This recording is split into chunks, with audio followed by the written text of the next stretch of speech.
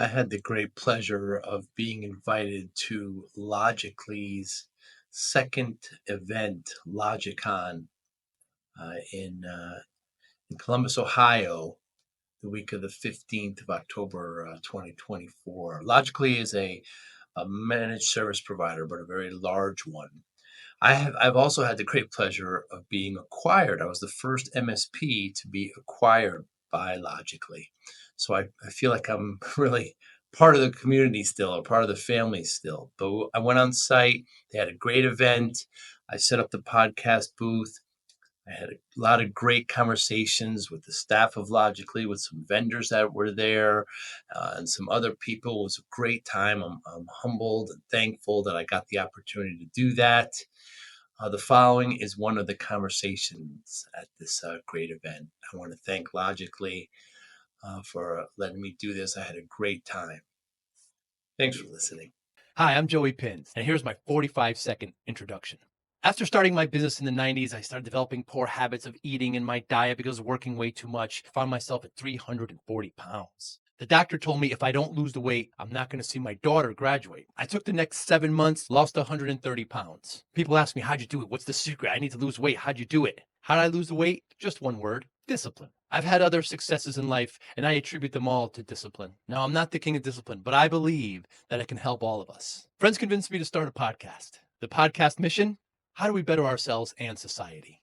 I talk to interesting people in health, fitness, sport, wellness, business, technology, science, art, and culture. And I eventually ask them how discipline plays a role in their life. Podcast vision: growth through learning from others. I'm the first company Logically bought, the first MSP in 2019. So I came up to Portland, spent a week there. I know Which MSP? Forza, Out of like Wallingford, New Haven, Connecticut. yes, and you're the guy who's still with us, Yes, Dylan. Dylan. Yes. I so we'll keep going. That's it. Oh, so you were with That's my Chris company. and Mike, and I still work with Chris and Mike. do you? Yes. Like when? When did you last talk to I Mike? talked to Chris yesterday. He went back to Maine. His mother's not doing well. Okay. Mike, I talk to twice a week. No, why doesn't he call me? You tell him to call me. He's a bad guy. Because so I've been with WinXNet Yes. 13 years. I was a Ah. 26th employee. And so I started as a project manager, and then they hired me as a project manager. And I wasn't hitting my billable numbers. Huh. And I said, Suzanne, you're delivering project management with a plate of warm cookies. Don't do the warm cookies. Just deliver project management. I said, okay. I'll hit my billable numbers, and I won't do the warm cookies. Pick a few weeks went by, and I wasn't successful. So then I said, I can't do it. We should probably separate because I'm not delivering what you want. And they said, no. We'll find a place for you. And so 14 years later, they have found a home for someone unique like me. So I went from doing that to HR, to doing administrative services, to running a team of 5, Wow. to Mike Williams calling Jeff Todd. Remember Jeff I Todd? don't know, Jeff. He was the finance manager for the WinXNet, and I was an executive assistant, sort of whatever facilities. Mike called Jeff and said, "You're going to start acquiring companies. Keep this on the DL and enjoy the ride."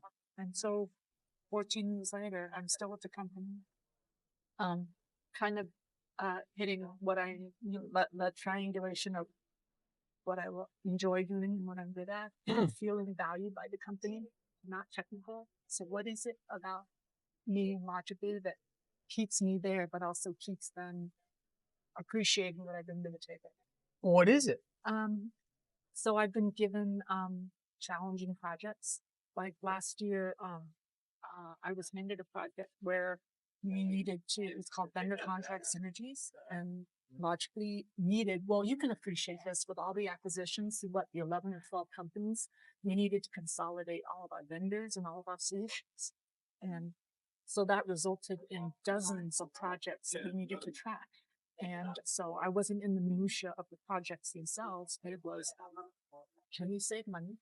Can we make money? Or can we increase efficiencies? So, Huh. we ended up being very, very successful with this project. And that's what I was behind. Because you had like 9 or 10 backup solutions, right? You had to Exactly. consolidate them and Right. And so what was exciting about that was the opportunity for me, but also WinXNet, or excuse me, logically taking a hard look at the company and saying, what do we need to do to be a better company? And looking at internal resources to help with that. And so, it was fantastic. It was a huge success. how do you go about evaluating 9? There's got to be lots of players there. Like how many instances you have? You know, is it performing well? I mean, how do you evaluate 10 backup? Well, the other thing that was really cool about the project was that I needed to work with all kinds of people across the company. Different leaders, different technical people, different resources, including finance, and talk with them and learn from them. What do you think? What is the ultimate backup solution that we need to migrate to, and how are we going to do that? And then the other aspect of it was we definitely had maybe 9 different backup solutions, but also some of them were duplicates. Like, so maybe Forza had Unitrends and Logically had Unitrends. So then you got to combine accounts, stuff like that. So, it was working with the experts, the technical experts to say, which solution are we going to land on? And, but them having to do the work of what's it going to take? How long will it take? When will we see the results? And how much we can save? And also, the other thing that was really cool about this project was identifying the project, prioritizing it. That's super important. And then, do we need to involve sales? Is there a technical component to it? Do we need to update agreements somehow? And then, is there a vendor that we have to notify or work with to end the agreement or change the vendor agreement? And so looking at it holistically rather than, oh yeah, we migrated everybody to Unitrends, but wait a minute, we forgot to update our agreements with the customer, take them off storage craft. So it was a huge project. And you like the idea of having all of these kind of tentacles and trying to rein them all in.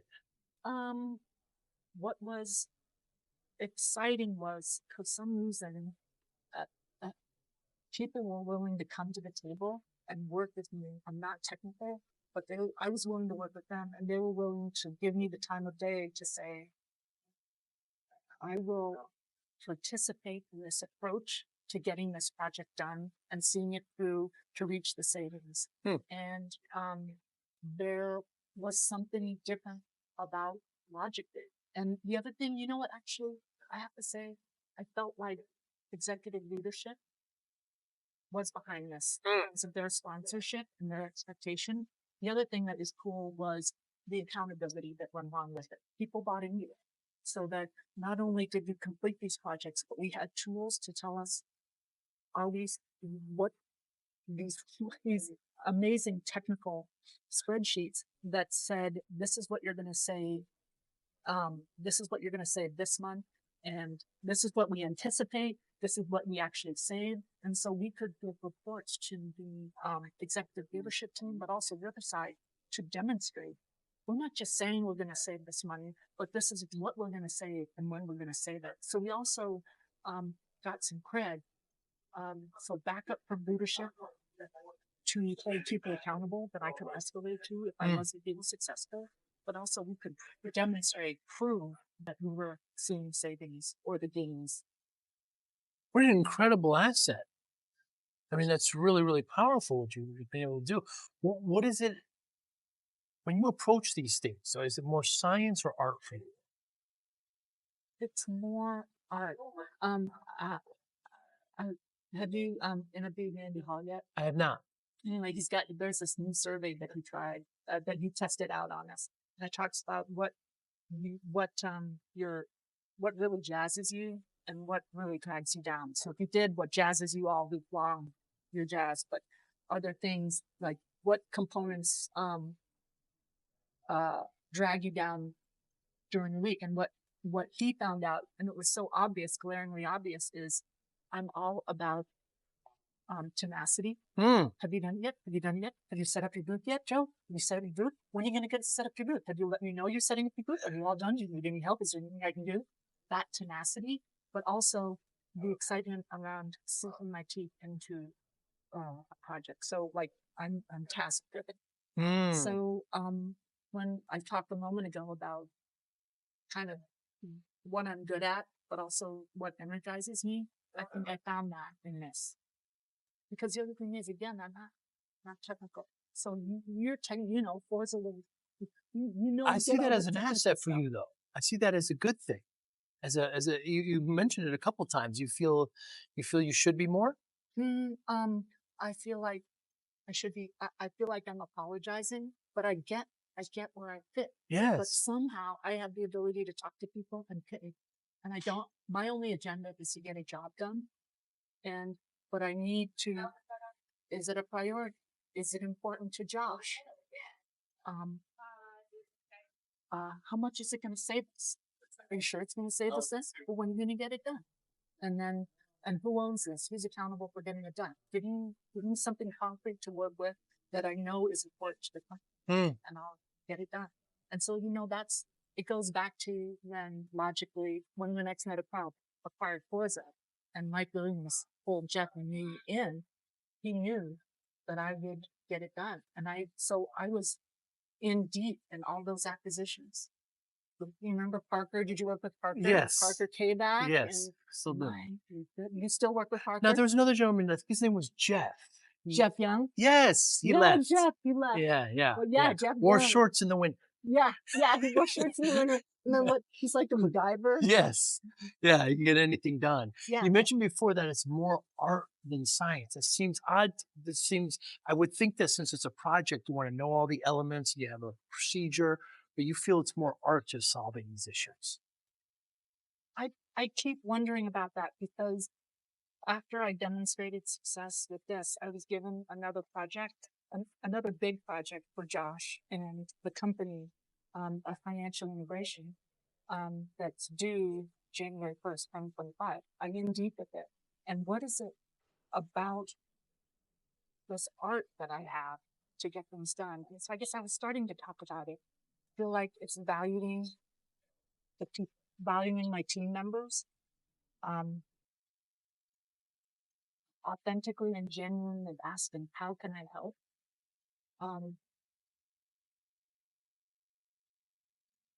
Trying to be in sync with my partners in this, but I also feel like I've earned this. I got the gravitas. I think I have respect from people. I'm not out to get anybody or to make anybody bad. I want to be part of the solution. I think that comes across. And I also try to find a way to be real about getting stuff done. I think also I care about people. And I keep my eye laser focused on getting the job done. And so I think about all these fancy PMO accreditations that you can have, and classes that you can take and stuff. And I know that there's more that I can do to be a better internal project manager, but the approach I'm taking, I think, has been successful for the company. So when somebody's approaching a project, they got something that they have to take on. What's your advice? Create a project charter. And a project charter is it's not a 10-page document. It's a 3-page table where you answer key elemental questions. And what's important is articulating what you're trying to accomplish, why, the value that it's going to bring to the company, what the risks are, how you intend to mitigate the risks. But the other thing I think is super important, Joe, is getting a sponsor, and then getting a sponsor, someone on the executive team who has nothing to do with the project, who is ultimately accountable for it, but then also having an executive sponsor, like Paul Turner was my executive sponsor, and he was accountable he was my escalation point. So I could go to him and say, dude, I have a problem with this. Do you still need to do this? Or they keep changing the date on me. Can you help me? And that person taking what I'm saying seriously enough and holding themselves accountable to agree to escalate. Because the other thing is, I don't like confrontation. Like, I'm a big girl and I can just go. And the other thing that's important, Jill, I have to say is being able to say, I don't understand. I made a mistake. Can you help me? I don't have, I'm not trying to beat or prove anything. I'm laser focused on getting the job done. So but that project charter, and it can be super simple. But then the other thing is, if people review this project charter and they sign off on it, the other thing is, I can go back, and if I'm having trouble, I go back and say, well, this is what we need. This is what we agreed to. We're not being successful, but you said you'd be my sponsor, and you said I would have these resources, and I don't. I think we all have to be on the same page about priority and accountability and timeline. How are your delegation skills? Great. There was a time, I think early on, when we were in the acquisition mode, we were really, really busy. I was trying to do everything. Right. And then I got a team and delegated, and it was a good manager. Now I'm a team of one, and I have a hands-off boss, Randy Hall. But again, I think I've established a credibility and a respect and a reputation that has helped me open doors. People will listen. Yeah. Well, you have a track record and you're good at it. I ask about delegation because I see this quite often, even in small businesses where somebody, the person just can't let go. I know some owners who still order the pizza, Suzanne, right? They can't delegate at all. It's a skill. It is a skill. I think it is a perennial problem, but I guess you have to get at the root of how come you can't go. I think also my role, it was sort of an administrative manager, facility manager, but also executive assistant. It's like, just give this to me. And I think it's about trust and maybe surrounding yourself with the type of people you can definitely trust to get the job done. But it does take practice to delegate. How did you do it? Were you the one who always ordered the pizza? I did in the beginning, but you have to mature. But I realized something. Why in the last year or two, why I love cooking so much, and I find that I walk into the kitchen and it's relatively clean and uncluttered, and I start taking things out. I start cooking. I start feeding people. I clean as I go, and then when I'm all done, I clean. I put it away, and I walk away from the kitchen the way it came. Very seldom in my life, in my professional life, do I get to see a project from beginning to end like that. It's a wonderful feeling. It's nice feeding people, but it's also great seen that project from beginning to end. And there's not much delegation. I may say a couple of things, but it's just a wonderful feeling. And sometimes we get so wrapped up in looking at the goal, looking at it, trying to get there, that we don't hand things off that can get things done quicker. And it's very tough to let things go for some. So I really like how you said that, because that project where we consolidated vendors and solutions, I think we could have done a better job, shall I say, but what are the most important projects? Let's prioritize those and resource those. Because the other thing was, I needed to demonstrate I felt accountable to leadership. If they came to me and said, well, why are you working on this project? It's not going to save us any money or make us any money or increase efficiencies. I wanted to be able to say that the team that I was on, that we answered those questions and that we could defend the use of valuable resources to get the job done. And you know, the other thing that I think that I also got better at over the past few years was trusting myself, believing in myself, and also questioning what we were doing. So I want to walk back the laser focused on getting the job done because I was always questioning, do we need to be doing this now? And asking the right people to say, is it still important? Because if it isn't still important, let's be smart about this. Let's be nimble, pivot, and work on something else. And so I felt also like that was a good thing to do, but it was also my responsibility to question what we were doing.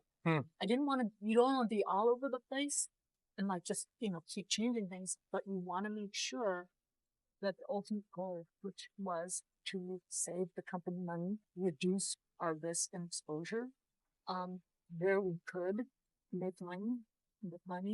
I think the other thing that was important was this project seemed that, I mean, I guess I'm kind of getting off topic of project management, but this project also recognized how this would benefit my colleagues rather than managing and having experts in 9 different backup solutions.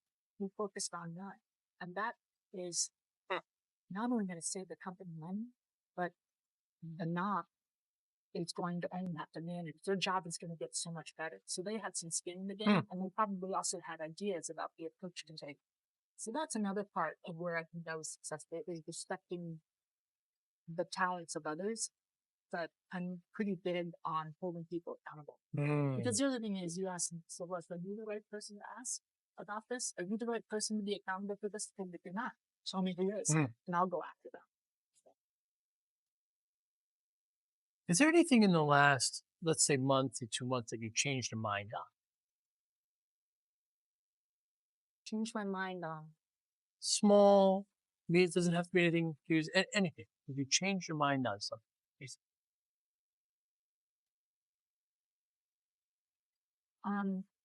Well, I'm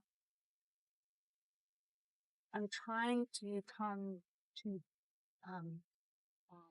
as I said earlier, I feel like I'm apologizing for what I don't bring to the table. Yes. And I think changing my mind on and having more confidence about what I do bring to the table. And that, it's a quality that, I'm trying to get better at articulating, but feeling more and more confident. I'm 60 years old. I feel better in my skin. And I think maybe that's what's changed. That's changed about me, or I've changed in my head, the value that I bring to the table. And it's not the 40 or the 60 or whatever hours that I put into it. It's the quality that I bring to the table. That for me feels hard to measure, except that I am accountable for this new project, this financial integration. So appreciating what I bring to the table. And I think also bringing out the best in people, that talent. What about you? Have you changed your mind about anything? I have on a couple things. I was dead against ketchup, but now I'll have it as long as it doesn't have sugar in it. Well, it's too dominating. It's got way too much sugar. But you have a great track record, Suzanne, and you have people like Mike Williams and Joshua Skis who believe in you. So there's, and you've got, even before formally meeting me today, I could just see that you were somebody on the ball that MJ said, okay, Suzanne's going to take care of this. I can already see that being the case. So I started my MSP there in New Haven in the 90s, and I was working way too hard. You mentioned kind of 40, 60-hour weeks and not paying attention to my body or anything. I got myself up to 340 pounds. What? Yeah. I don't see. Yeah, I was a 46-inch waist, 340 pounds. And doctor says to me, if I don't lose the weight, I'm not going to see my daughter graduate. My daughter was just born. Scared the life out of me. So I'm driving home, angry at myself. Spent the next 6-7 months, lost about 130 pounds, and I kept it off. You can't look at that as a finishing line, right? You gotta change your life. And people hear the story and they want to, what's a secret? What's a quick answer? And there's no secret. Discipline. That's how I lost it. Me. I got a routine, right? I got some priorities. I put it all in the discipline. That's how I do it and keep it up. I wonder how discipline plays a role in your life. So That go is ahead. interesting that you say that because I am but I feel like I'm personally disciplined. I have personal integrity. Mm. Uh, sometimes when I think about discipline, I think about being strident or strict or structured or flexible. And I don't think that's the case. But I do have a lot of self-discipline. I'm self-motivated. I think another thing that's changed about me, not a little thing, it's a big thing, I think, and that is trusting myself, believing in myself, not being worried about whether I'm giving you the right answer.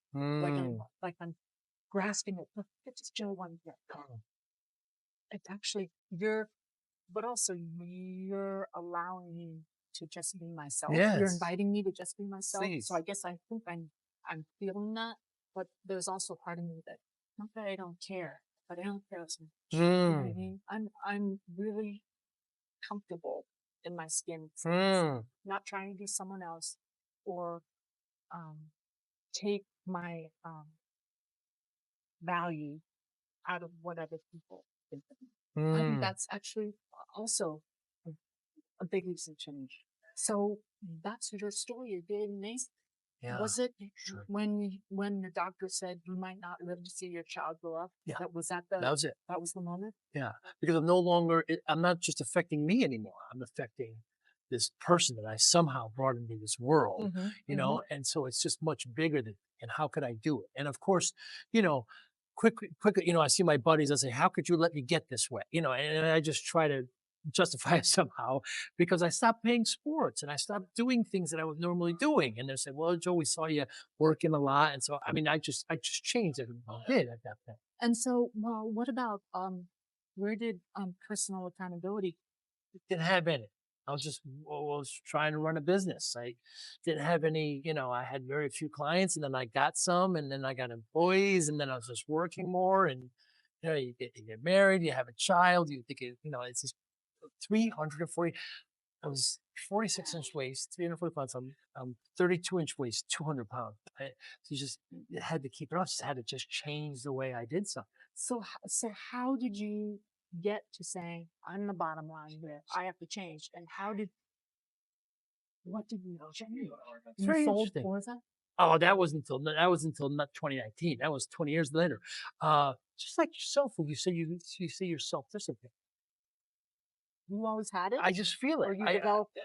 I can change anything about me. I ran did a 5 or maybe 6 triathlons after that. You know, something that I've never done, just because I wanted to get healthy and I wanted to change the way I do things. So, you know, just like you had these barriers that maybe you put up, or whoever put up, they were there, and you broke through them, and you continue to. You're describing yourself as to kind of leaning back to move forward. Yeah, well said. So but I will tell you, so you changed. Yeah. It sounds like you changed Yeah, I had to. When you change, it forces the people around you to change as well. Yes. And some people are going to go with you and Some are support you. not. Some people are going to sabotage you, Right. not that they mean to, but they're afraid of change and they're afraid of potentially the new person you're going to become. How did you navigate that?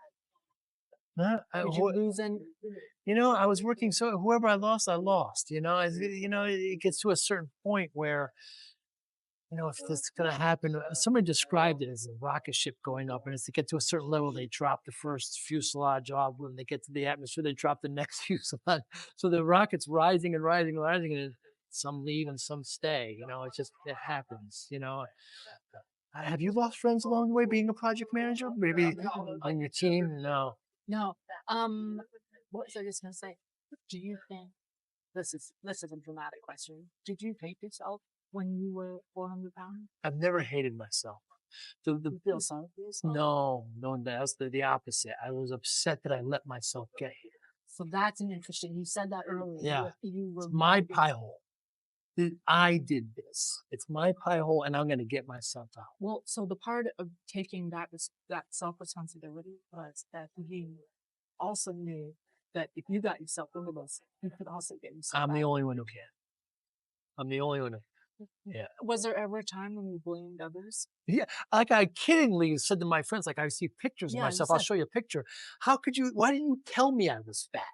When I say that this is my really close friend. So, well, we saw you gaining weight, but we knew you'd be clear out of Well, it. it's kind of funny, but it's also kind of intense. It It's an is. intense question. And it's a slow build. It's like over a year and a half. I just got bigger and bigger, bigger. People, my good friends see me all the time, my wedding house, but again, it's just all part of, when you're young, I'm male, I can get over this and I'll be fine. And your body's such a wonderful machine. It doesn't tell you, I get a little tired of going upstairs. You just get used to it.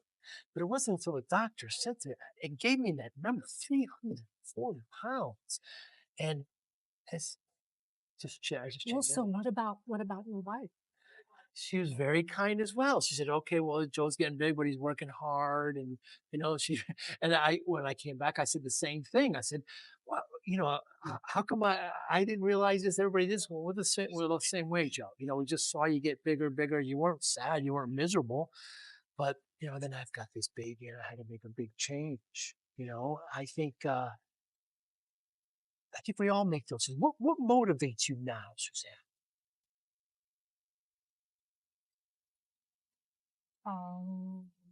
Being clear about what my mission is at Logically Mm. and doing my best to contribute my talents to the team because with the new project I have an amazing team and valuing what I bring to the table as much as I value equally valuing what I bring to the table with what everybody else is bringing to the table and seeing results. It is really exciting.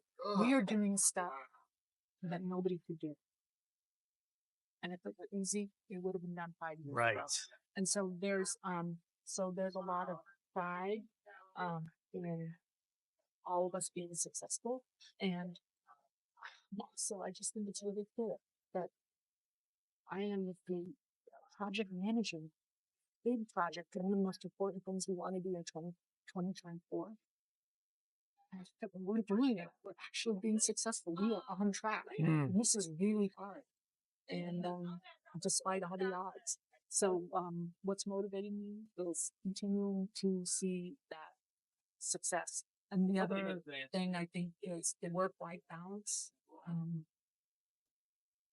don't know about you, but I think I wasted a lot of years doubting myself, pushing out to somebody else. And so I'm motivated, energized by seeing the success and just being.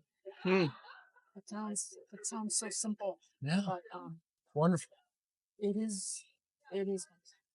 So, given that motivation, how do you measure success?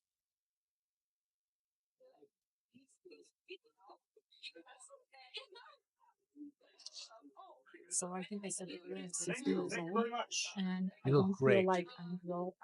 I feel like I'm on the other side of that mountain going down. So I'm measuring success by was today an amazing day? Am I doing every day what I want to be doing? Not having events, making sure that the people I love, that I love them. That's communicating that, continuing to be myself, and being rewarded for that, and being willing to adjust if I need to. I think the other thing is